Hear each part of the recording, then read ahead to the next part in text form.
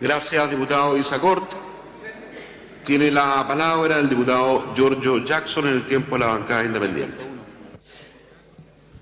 Muchas gracias, presidente.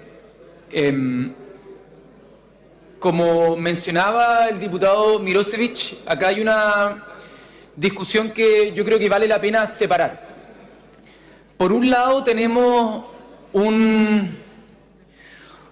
gremio de creadores culturales, de creadores artísticos,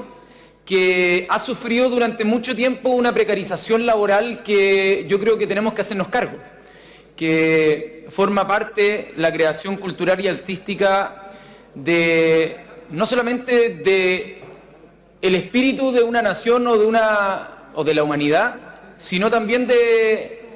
probablemente las cosas que nos mueven, más allá de las cosas que nos hacen trabajar, sino las cosas que nos mueven más de adentro.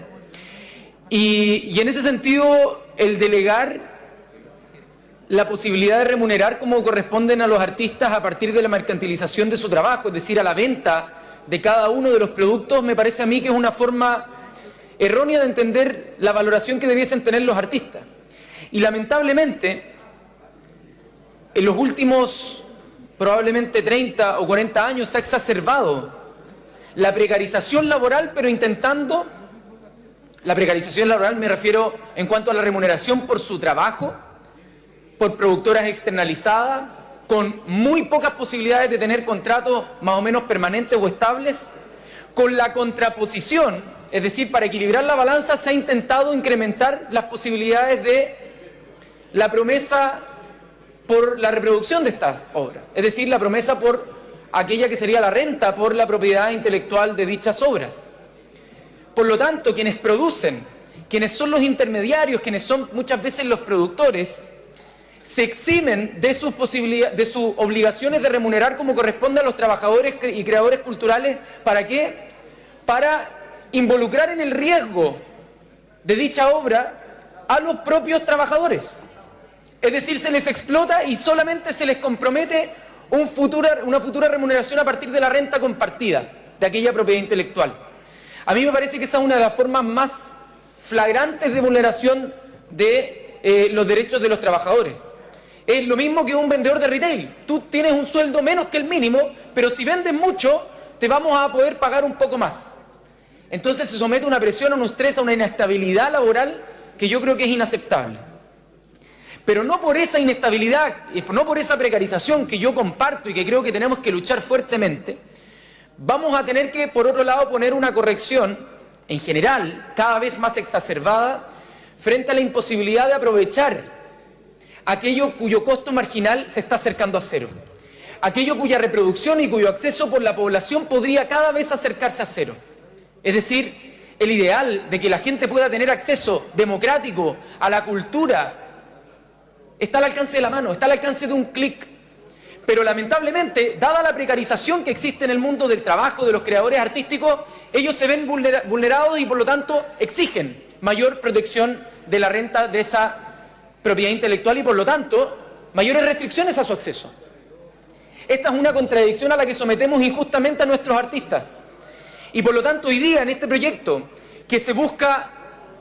compensar a los guionistas y directores que no estaban incorporados en la ley de propiedad intelectual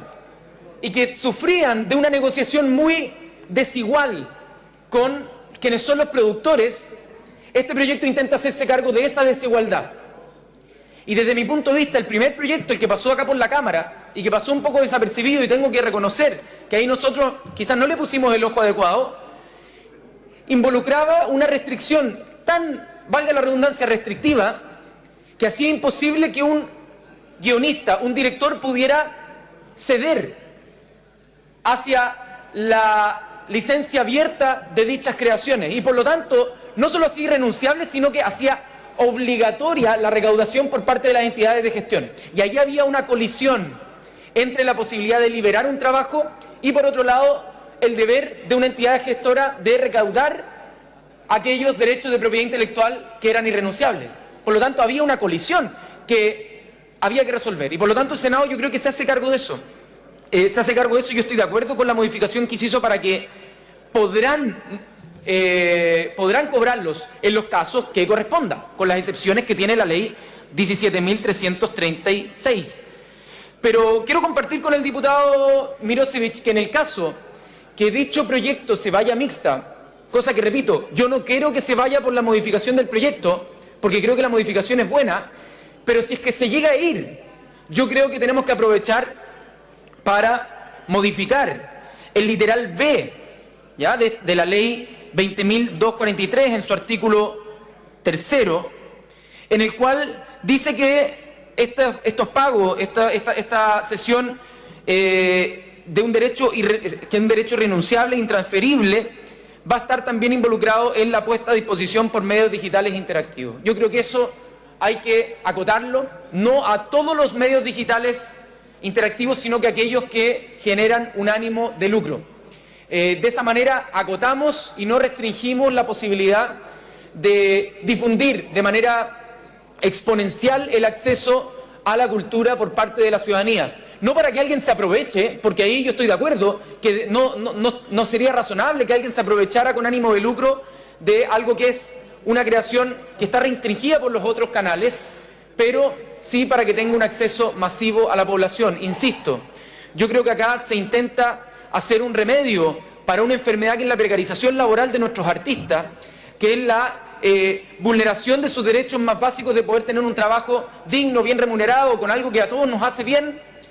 con la contrapartida de un exceso de restricción en el acceso producto de los derechos de propiedad intelectual. Yo quisiera finalizar, presidente, invitando a que este no sea un debate solamente movido por la empatía sobre esa precarización laboral que yo comparto y que yo creo que tenemos que arreglar con otro proyecto de ley, sino también mirando las consecuencias negativas que podría tener un exceso de énfasis en la creación de un capital cognitivo ficticio que crea escasez allí donde hay abundancia, que es la reproductibilidad que hoy día técnicamente es casi infinita, de aquellos intangibles que pueden ayudar a difundir la cultura en nuestra población. Son temas separados. Yo pediría que ojalá se puedan discutir de maneras separadas y por eso es que creo que la modificación que se introduce por el Senado es positiva, pero en el caso de ir a mixta, que ojalá podamos ponerle la restricción al literal B del artículo 3º de la Ley de Propiedad Intelectual. Muchas gracias. Gracias, diputado Jackson. Continuando con el debate, le damos la palabra al diputado Pepe